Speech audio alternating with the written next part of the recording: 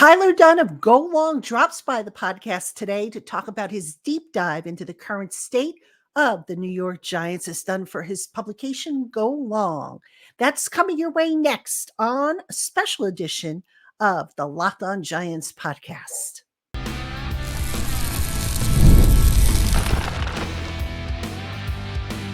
You are Locked On Giants, your daily New York Giants podcast.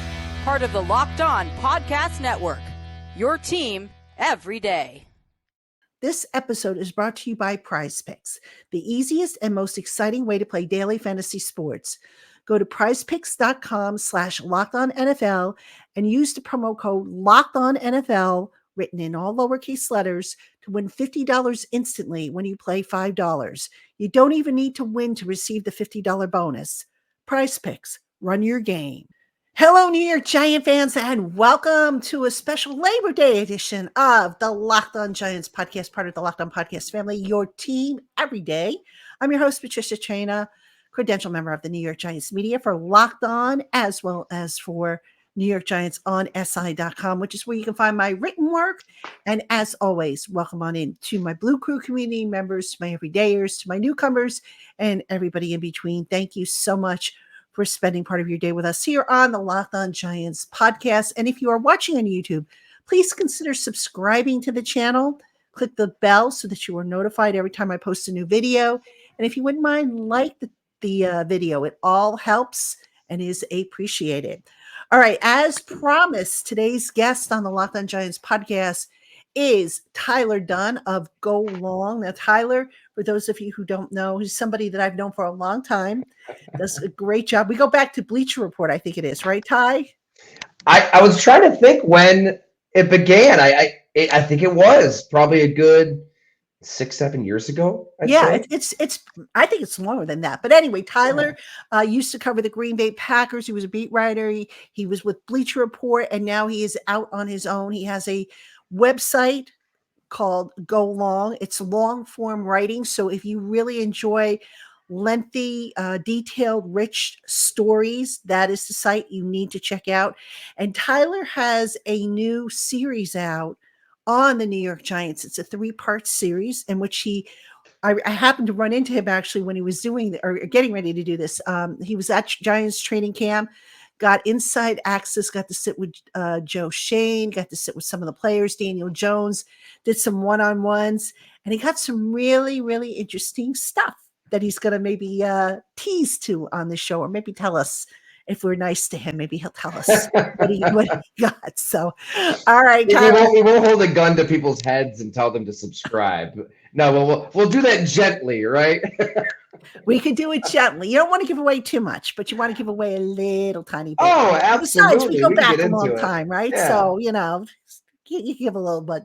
All right, Tyler, let's start off. I want to actually go back before you did this series. You had done an explosive expose on the troubles of the New York Giants organization under the previous regime with Dave Gettleman.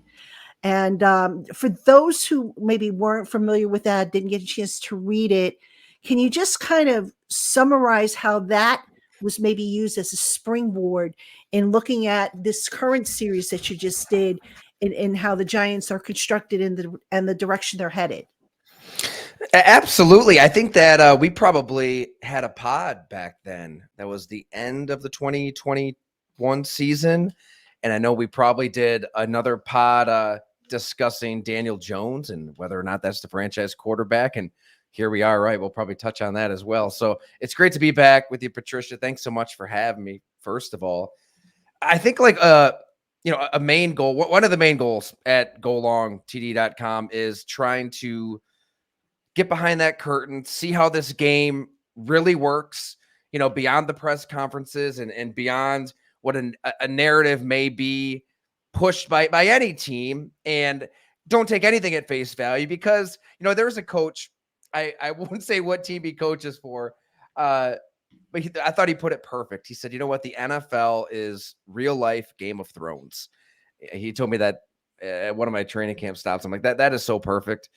I mean, there's so much backstabbing behind the scenes. There's so many little fingers and kings and queens and, you scratch my back, I scratch yours. There's just a totally different world behind the scenes that has always intrigued me. And I saw some of it on the Packers beat, some of it on the Bills beat, more and more when I was covering the whole NFL at Bleacher Report. And now that I'm on my own, I try to kind of throw myself into that underbelly of an organization as much as possible, because, you will find people who want to talk. And in that case, you couldn't shut them up.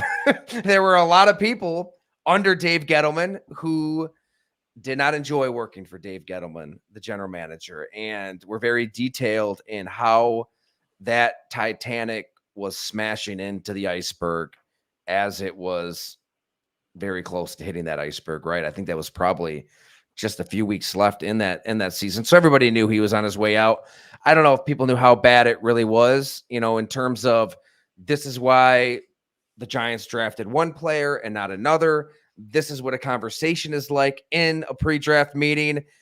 He's not really welcoming disagreement, not really opening things up for debate, very fundamentally basic things that every GM should do. And Joe Schoen of the Giants welcome to the extreme. I mean, he's surrounded by people who will challenge him, and they do, and they're smart, and there's vibrant conversations. That kind of stuff just didn't really happen with the GM who had the sign on his desk that said, "Does he not apply?" I believe.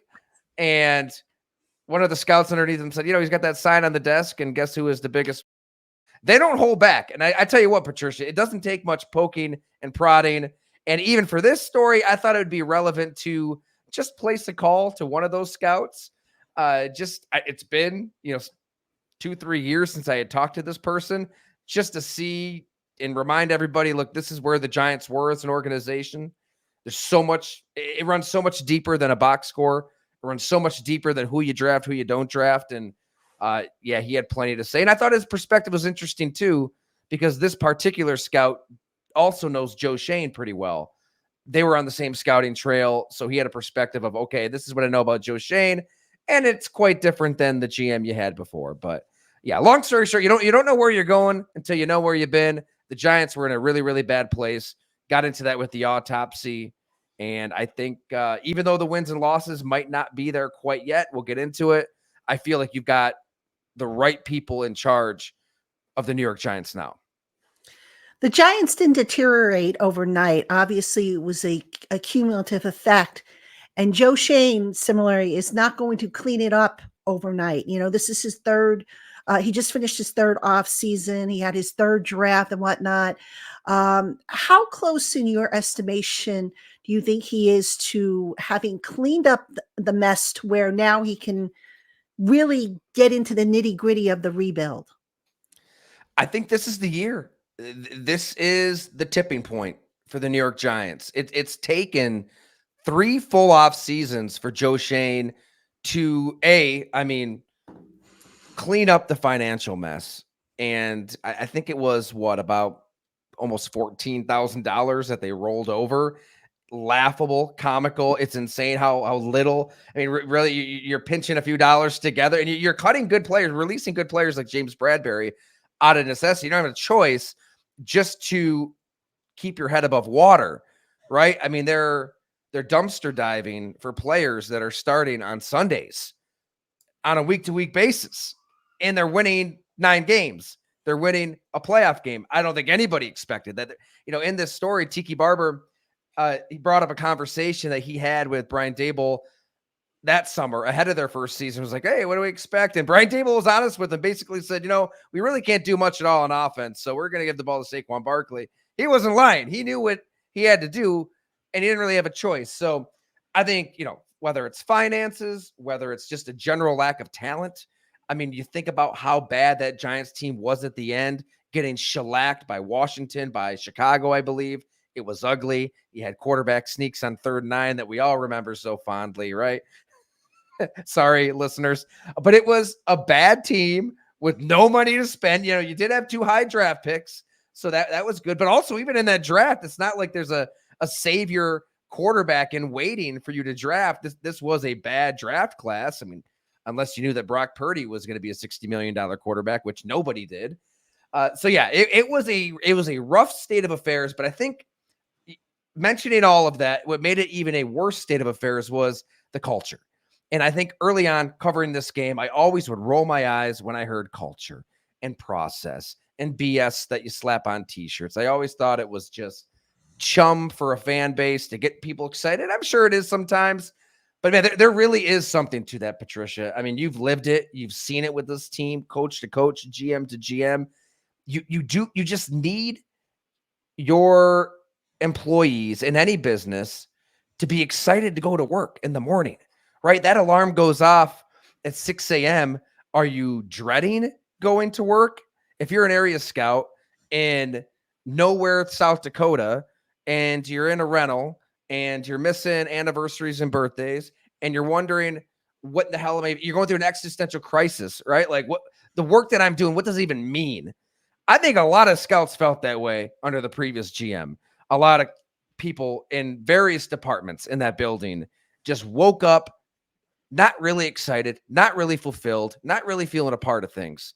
And it's hard to measure that in wins and losses. I think that's what Joe Schoen really had to clean up. The culture was broken in countless ways throughout that building. And that doesn't happen overnight, to your point. You don't just wave a magic wand and people are all of a sudden excited and happy. I mean, I've been around these situations. I mean, we see Mike Zimmer in the news a little bit today. I tell you what, those players, a lot of those players and a lot of those coaches, their lives were miserable under Mike Zimmer with the Minnesota Vikings. Kevin O'Connell, that's where he started trying to turn that thing around. I think Joe Schoen and Brian Daboll both had to change a lot behind the scenes that nobody was privy to. And how do you do it? I mean, we saw a little bit of it on Hard Knocks. You know, the draft ends and there's Joe Schoen sitting down with all the scouts, having a substantive, real conversation. He told me that during the season, they have Zoom calls. Like, scouts are all over the country. They feel like, quote unquote, independent contractors. Joe Schoen lived that world not too long ago. Maybe Dave Gettleman kind of lost his way because that was so long ago for him and he couldn't really relate to that world. Joe Schoen can. So they hop on Zoom calls. They catch up. They talk about what those scouts are seeing on the road. Joe Schoen can kind of remind them what the vision is for them and their profession and think big picture. Something as small as that, I think, can go a very, very, very long way. And you're also, helping your scouts realize this is the kind of player we're looking for. I think it's, correct me if I'm wrong, I think 6 non-specialists are all that remains from the team that Schoen and Daboll inherited. So they've turned this roster over in a colossal way. Yeah, that sounds about right. That definitely sounds about right. And Ty, it's interesting because Dave Gettleman came down from that George Young tree.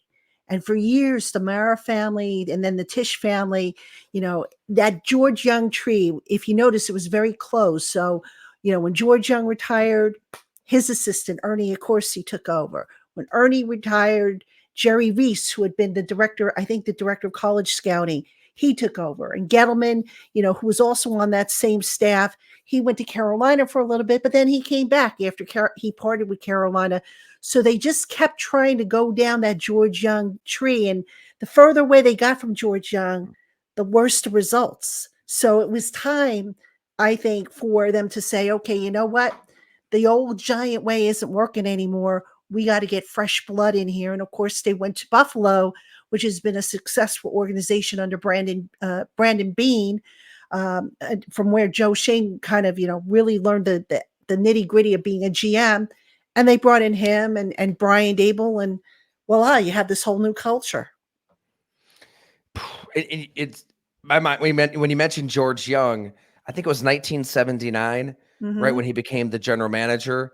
And boy, you research where the New York Giants were as an organization then, where ownership was, the feuding within.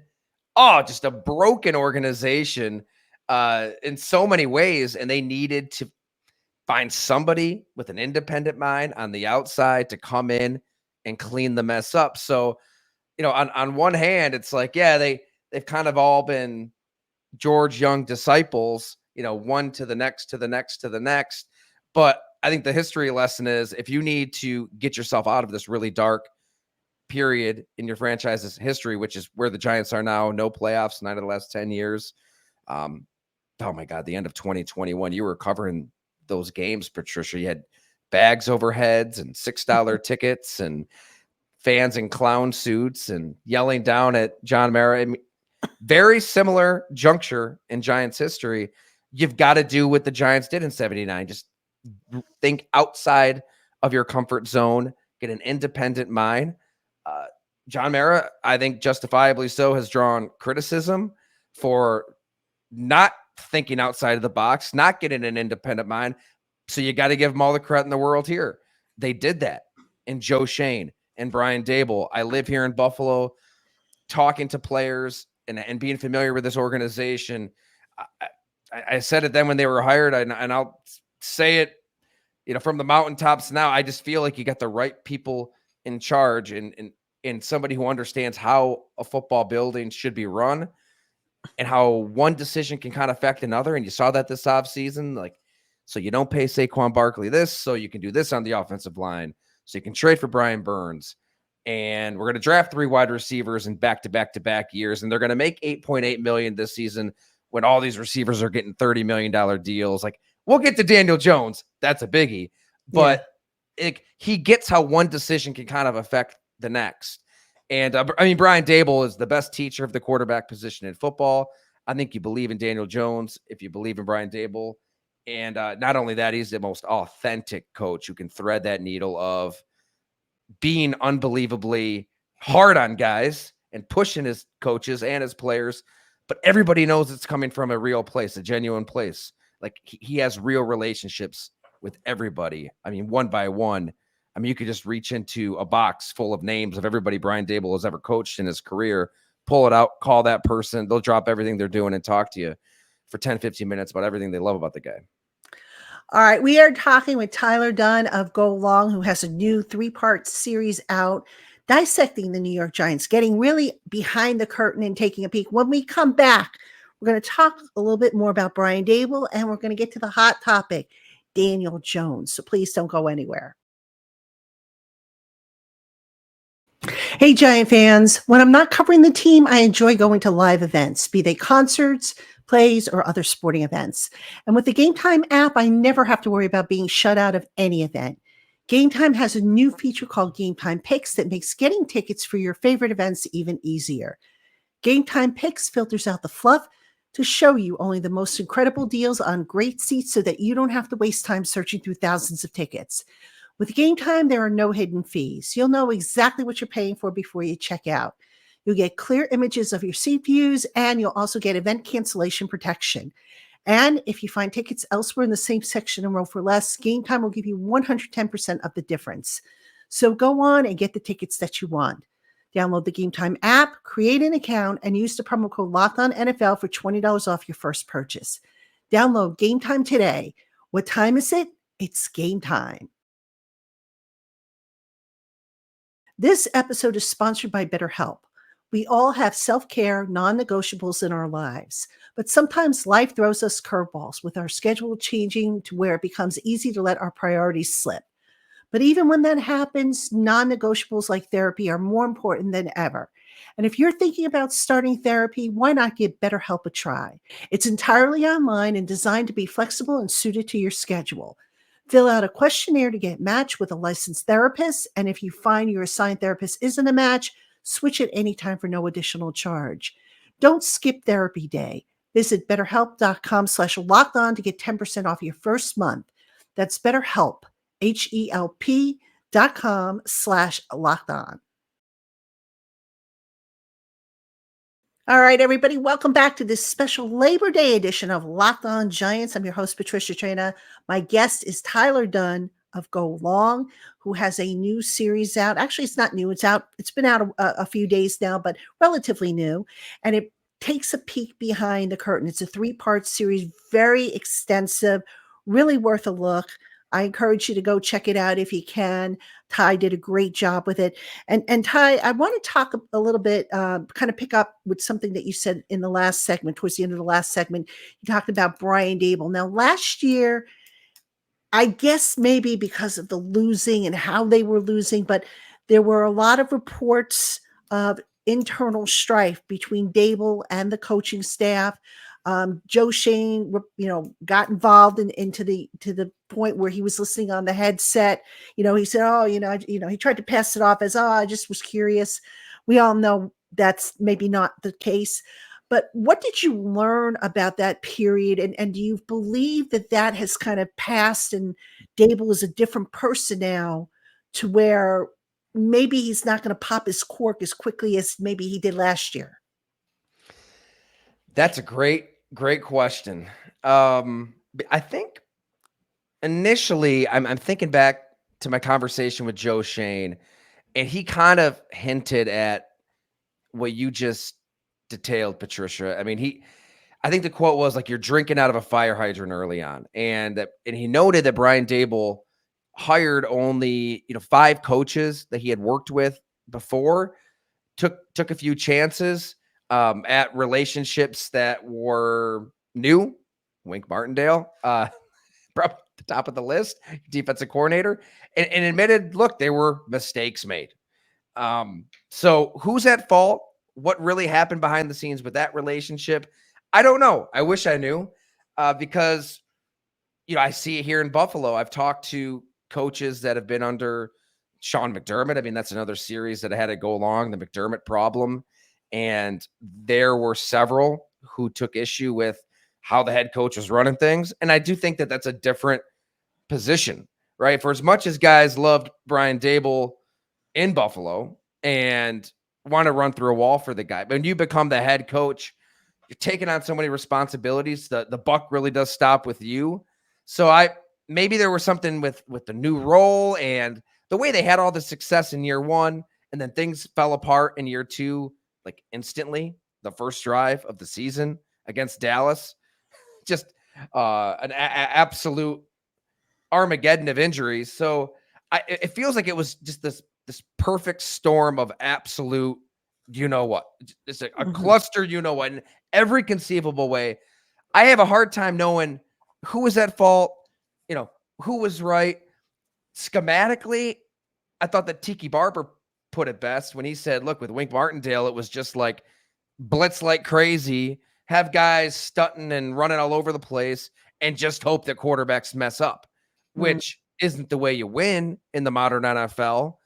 I mean, quarterbacks are too smart. They'll see where your blitz is coming and they'll make you pay, and your run defense is going to suffer. There's just no discipline at all. So maybe that was the mistake that Joe Shane's talking about here. Like, you hire this defensive coordinator and it looks like it's going to work for a while, and it did at times in year one, but over time it's not sustainable. It's just not going to work. Maybe he was chiming in and trying to get Wink to do something different. And Wink's, he's going to sit there and say, I've been doing this for too long. I'm not going to change my stripes. I don't know. I'm trying to connect dots, trying to read into it. But yeah, mistakes were made. And Brian Dable's a fiery personality. That's who he is. He owns it. And like I said, I think it's appreciated because it's him. He's authentic. This isn't Joe Judge talking about golf clubs at lockers at the end of a year saying guys are fighting when you can clearly see the guys are not fighting. Like, it's the opposite of that. And I think that's what you're encouraged by last season with the Giants, is that same point of the season. They were fighting. They had no reason to play as hard as they were playing last year, upsetting the Green Bay Packers when Jordan Love is playing better than any quarterback in the NFL, and almost beating the LA Rams when the Rams are playing so well. I mean, you remember it well. Tyrod Taylor short arms that 2-pointer. That could have been a win. You almost beat the Bills. You beat the Eagles. So there was a lot of fight, and that's what kind of tells me I agree with Joe Shane that coaching job by Brian Dable in year two was probably even better than year one. You got 4 kickers, 3 quarterbacks. Your line is so decimated by injury. You're picking up Justin Pugh to play almost 800 snaps off the couch. I think still you're in good hands with Brian Dable, but it always gives you pause, right? Because the true story is somewhere in there. And we were all trying to figure it out and piece it together. But just knowing what I know about Brian Dable and where he's comes from, I would say that the right coach stayed in the situation. Yeah, I would agree with that. All right, Ty, let's talk about Daniel Jones here. Now, going back to the end of last season, Brian Dable, Joe Shane said, Daniel's our guy. If he's healthy, he's our guy. Then we hear things about, oh, the Giants are really heavily scouting quarterbacks in this draft class. Then comes Hard Knocks, and we hear, Brian Dable say, yeah, I trade up for Jaden Daniels. We see Joe Shane go to the New England Patriots and initiate potential trade talks about moving up for what else? A quarterback. I mean, you're not moving up for a kicker, obviously.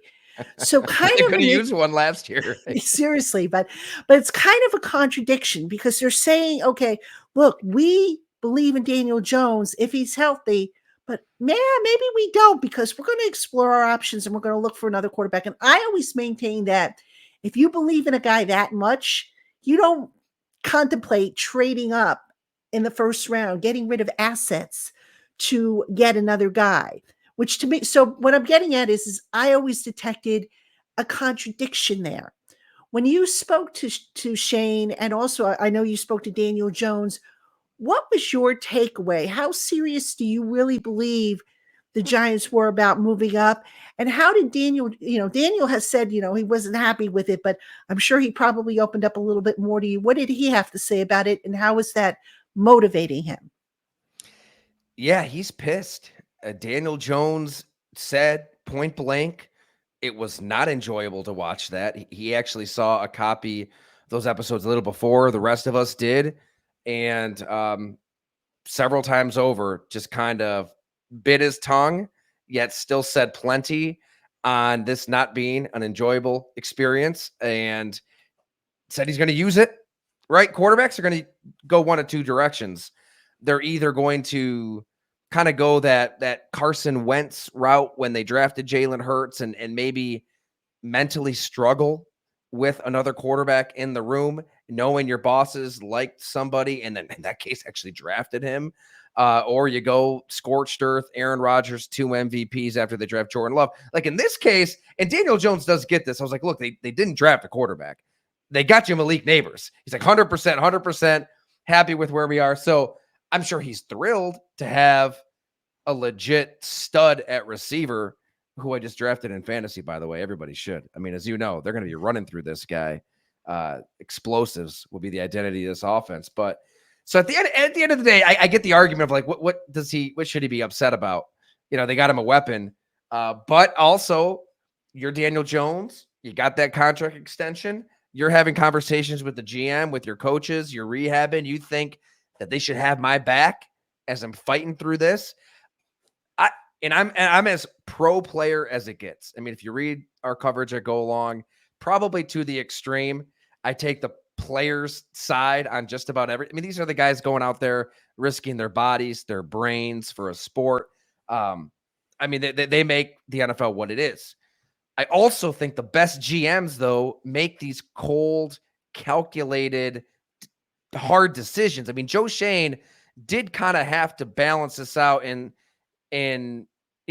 you've got a quarterback off a torn ACL. Adrian Peterson has kind of bastardized the ACL rehab.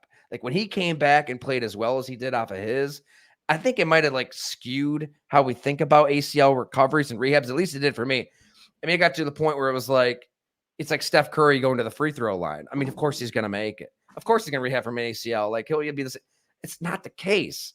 I mean, every rehab is different. There could be other damage to the knee that, I mean, I didn't take any of those classes in college. I don't know. But Von Miller just said here in Buffalo that he shouldn't have played it down last year. Joe Shane said there's players on this Giants roster that still aren't back from their ACLs.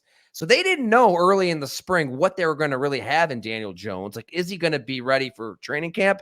What's he going to look like as a starter week 1? Also, there's that other stuff sprinkled in, though. You clearly have some doubts in him if you're this aggressively courting these prospects, and the flirtation is real. I think, as I put in the story, I mean, they're swiping around on Tinder. They're looking for a new guy. We saw it. They showed it to us. What didn't they show us, right, Patricia? Like, and what was left on the cutting room floor was the conversation between Joe Shane and Daniel Jones, right? What aired was Joe Shane talking to Chris Mara about the conference, which tells you everything you need to know there, that Daniel Jones was really upset about it. So long story short, I think that, yeah, if the Patriots were going to play ball, Drake May's a New York Giant. They didn't want to play ball, so conversations didn't really go anywhere. And they get Daniel Jones, Malik Neighbors. That's the business. That's the NFL. I think they know how Daniel Jones is wired. I think they know he's going to go that other direction. Maybe he doesn't win 2 MVPs like Aaron Rodgers, but he's going to say, like, F it. I've got something to prove. And now I've got all these weapons, and they got me an offensive line that's at least a hell of a lot better than what I had last year. I think he has a career season in 2024. I really do. I think Daniel Jones is set up for big time success, and that he can compartmentalize, and I should say, like, harness whatever ill will he might have toward management in a good way. I mean, to a lesser extent, he did it already. They didn't pick up his 5th-year option, and he played well enough to earn a contract extension. He's got every incentive to play well this season, right? Like, if he plays well, they're going to see this contract through, and he'll continue to be a $40 million per year quarterback. If not, they'll move on, and he might be taking people with him. Yeah, for sure. All right. We're talking with Tyler Dunne of Go Long. When we come back, we're going to talk about the defensive side of the ball, where new defensive coordinators, some new faces, new expectations, so don't go anywhere. Hey, Giant fans. Prize Picks is America's #1 daily fantasy sports app with over 5 million active members. Prize Picks is the easiest and most exciting way to play daily fantasy sports. Unlike other apps, on Prize Picks, it's just you against the numbers. All you do is pick more or less on 2 to 6 player stat projections and watch the winnings roll in. You can now win up to 100 times your money on Prize Picks with as little as 4 correct picks. And Prize Picks is the only real money daily fantasy platform with an injury insurance policy so that your lineups stay in play even if one of your players gets injured. Download the Prize Pick app today and use the code LOCKEDONNFL and get $50 instantly when you play $5. That's code LOCKEDONNFL on Prize Picks to get $50 instantly when you play $5. You don't even need to win to receive the $50 bonus. It's guaranteed. Prize Picks, run your game. Hey, Giant fans, the new Locked On NFL is here. Locked On NFL is now 2 shows every day. First, the madman Tyler Rowland kicks off your morning with a double shot of an NFL espresso, and then stop by the barbershop with Tony Wiggins for some real NFL talk. Add in the Locked On local experts, and you'll get unprecedented NFL insight, hot opinions, detailed breakdowns, all in 30 minutes. It's the new Locked On NFL, and it's twice a day. Make the madman Tyler Rowland and the barber Tony Wiggins your second listen at the new Locked On NFL on YouTube or wherever you get your podcasts. All right, everybody, welcome back to the Locked On Giants podcast. I'm your host, Patricia Traina. My guest today is Tyler Dunne of Go Long. Long form writing, if that is your deal, you want to check out what Tyler has to offer. Not just, he's got a great series out about the Giants. He's got some other series about other teams. So if you are a fan of the NFL and you like these really long, detailed stories, Ty is your guy. Definitely. Hey, I just rhymed without trying. I appreciate it. Thank you so much. I should get buttons now for us that says Ty is your guy. Anyhow, Tyler, let's talk about the Giants defense. New defensive coordinator in Shane Bowen couldn't be more different in terms of his philosophy, in terms of his demeanor from that of Wink Martindale. Do you think, based on your conversations with people in the organization, that maybe Bowen is a little bit better of a fit than the alpha dog that was Wink Martindale? Yeah, I think so. And I think the conversation to be had here is scheme versus attitude and swag. And I spent some time around the Cleveland Browns this summer as well, talking to Juan Thornhill, DB for the Browns, plays for Jim Schwartz, #1 defense in the NFL. And he basically told me, look, like when we go out there to play, the offense knows what we're going to do. Jim Schwartz doesn't give a damn. Like, everybody knows what we're running. There's no exotic stunts subbing, disguises. We're not trying to confuse anybody. And guess what? That allows us all to play fast. We're not overthinking. I think on the offensive side of the ball, that's where you really want to win that strategic game. That's when you want to go up to the line of scrimmage and have solutions for anything the defense is trying to throw at you.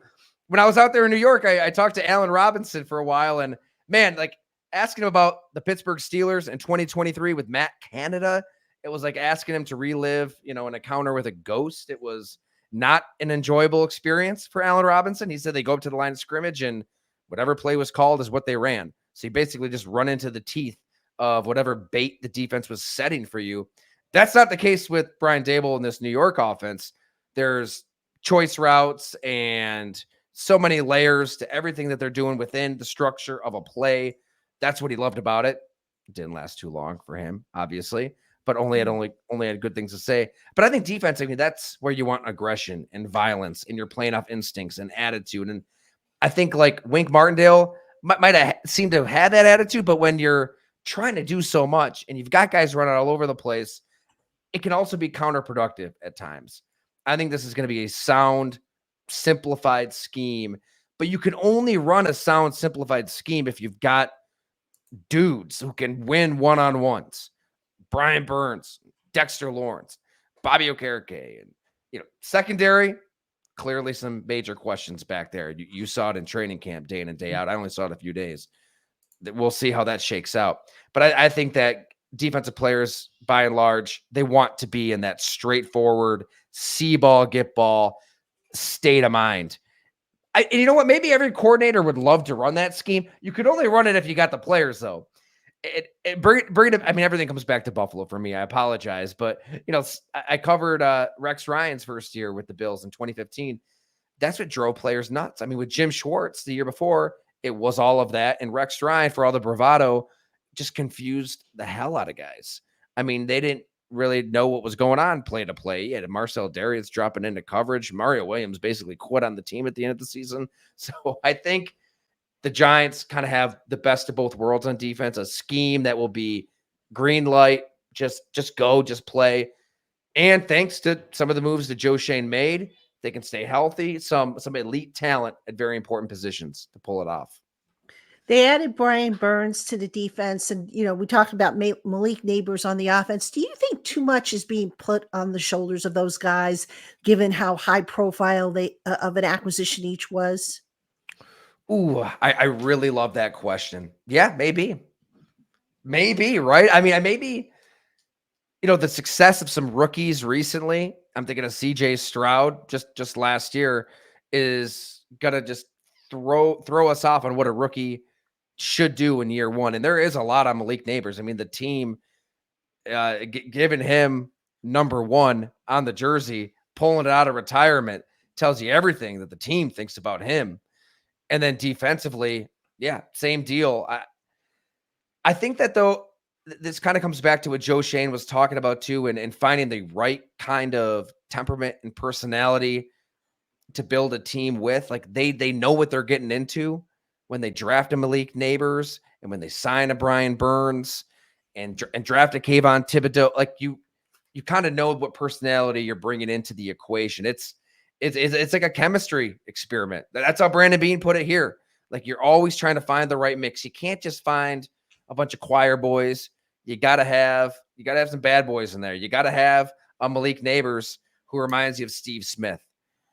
Joe Shane said, Steve Smith wanted to rip your throat out, and Malik Neighbors does too. You need some of that. So I think that's a good question. Like maybe there is too much put on him at a young age, but I think that they know he can handle it. And I think that that's why you got the roster. And that's why you go 3 years trying to find your type of player, right? Smart, tough, dependable. The 3 words we're hearing nonstop, but there is something to that. Like you do need a very specific type of player. Fourth quarter, 3 minutes left. You got to have a play. You got no juice left. You're summoning whatever energy you have for that moment. Like football, it's just different than baseball, basketball, any other sport. It's such a test of mental and physical toughness that finding that right mix is really difficult to do. But I would wager they they know how all these players are going to handle it. Ty, final question for you. We in the media asked Joe Shane this. I think we've asked him this at the end of training camp every year. And I'm going to ask you, the question that we ask of him is, how do you feel about this roster? And no GM, no head coach is ever going to say, oh, I think this roster is awful. He's going to try and paint a rosy picture. But if you watch, wouldn't that be great though? Yeah, wouldn't that be great? That would be awesome. Team stinks.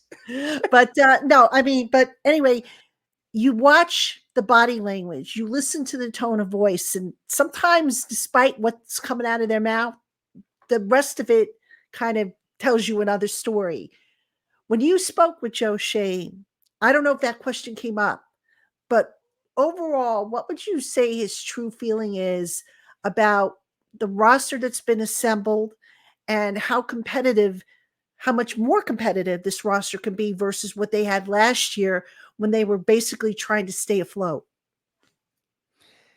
I think that Joe Shane was pretty honest in looking back to last year and admitting that, you know what, yeah, there was momentum into year 2 off of the playoff berth, off of the playoff win, re-signing some of their own, Daniel Jones, Andrew Thomas, Dexter Lawrence, Graham Gano, Saquon Barkley. Like, there's a core. And I took the bait.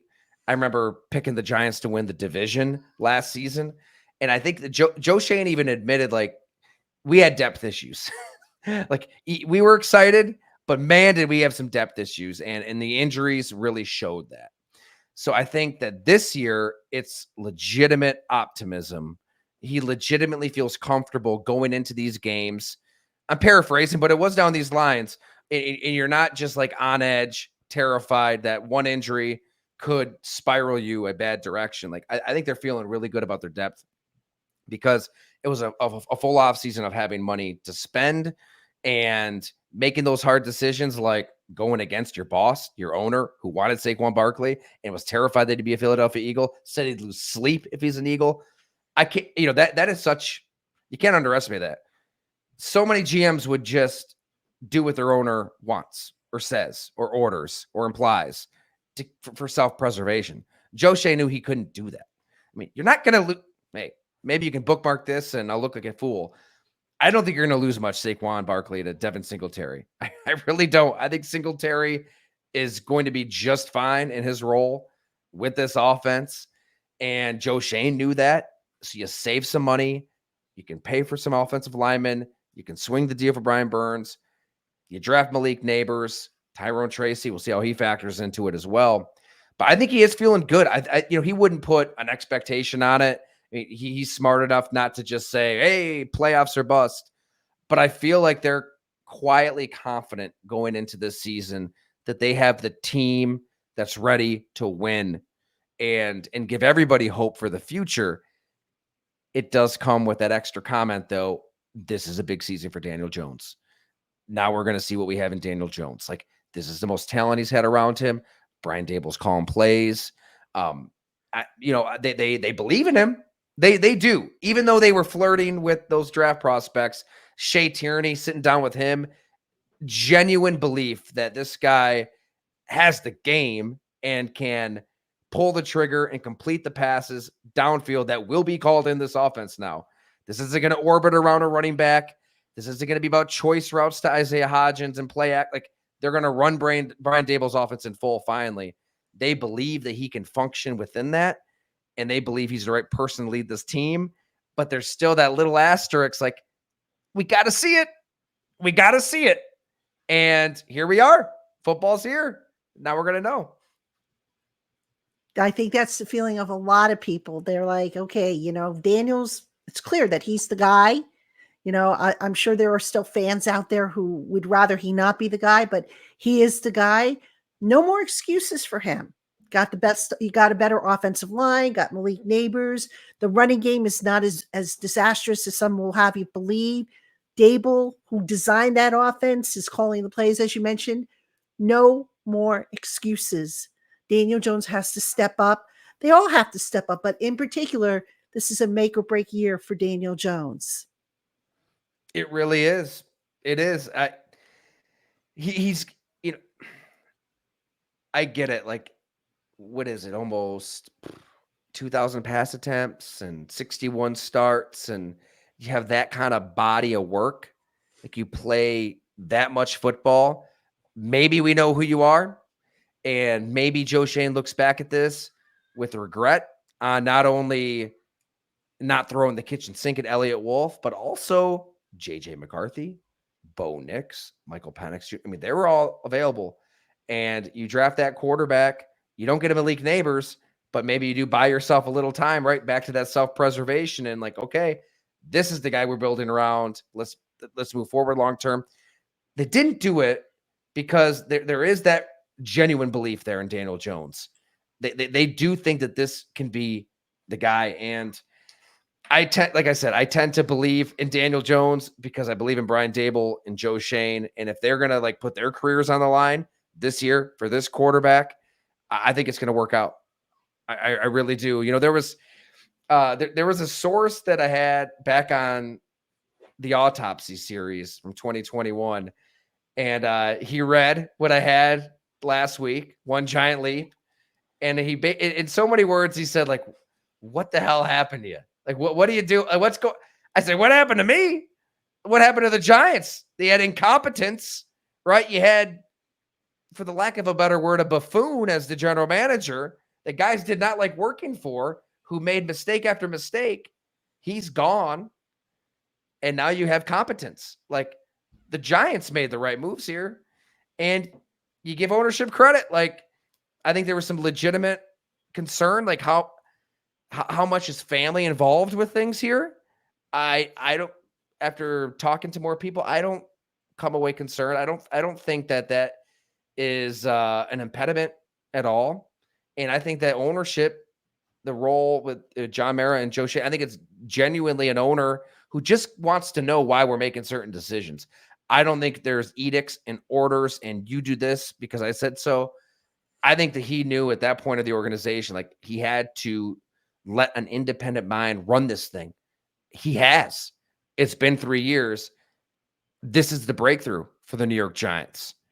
If it's not, well, then I guess we have that conversation in December or January. But I think it is. Say that. Don't say that. I don't want to go through another year like last year. You know what, though? I mean, if you can win 6 games with that team and that roster and those quarterbacks, I'm shocked that Vegas isn't high on the Giants. And they're, what are they at, 6.5? Yeah. I see 9 wins, 10 wins. I think the had them Cowboys going are a 8 house and of 9. cards. Yeah, I have them at 8 and 9. Possibly 9 and 8, you know, if they steal one somewhere along the line. But you know how it goes. They're going to steal one and then they're going to drop one that they should win, you know?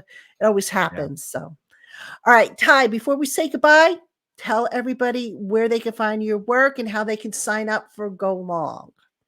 Oh, I appreciate it, Patricia. This was awesome. Thanks so much for having me. GoLongTD.com. It's all right there. 3-part series, One Giant Leap. And obviously we'll be checking in on the Giants throughout the season, but also just if you enjoy deep dives into these teams, humanizing player profiles, columns, podcasts. I do some Zoom happy hours. We get former players from around the country to hop on a Zoom and you can ask them whatever you want. It's a lot of fun. We've got a great community of fans around the world. And if I can just throw this at, I might have did this back when we had the Daniel Jones conversation 2 years ago. If folks subscribe annually, let me send you some blood and guts. Jeremy Shockey's on the cover. He's nuts. That conversation was one I'll never forget. How tight end say football, the blood and guts. Subscribe annually and just, you know what, shoot me an email, golongtd@gmail.com or message on Substack, and I'll make sure I send you a book. So that's my pitch. Hopefully that was good. Okay. All right. And I'm not surprised to hear about Jeremy Shockey. He was quite the character. Definitely. Oh my God. Right. We might need another hour to talk Jeremy Shockey whenever you want. That was one I'll never forget. I bet. All right, Giant fans, that's going to do it for us here on the special edition, Labor Day edition of Locked On Giants. Thank you so much for tuning in. Thank you to Tyler Dunne. Make sure you check him out at golongtd.com. And Giant fans, we will be back tomorrow. The Giants are back at work. They're actually back at work today, but media access tomorrow all through the week. We've got the crossover show coming up on Thursday. So we're here 5 days a week for you. Hope you will be here as well. For Tyler Dunne, I'm Patricia Traina. Have a good one, Giant fans.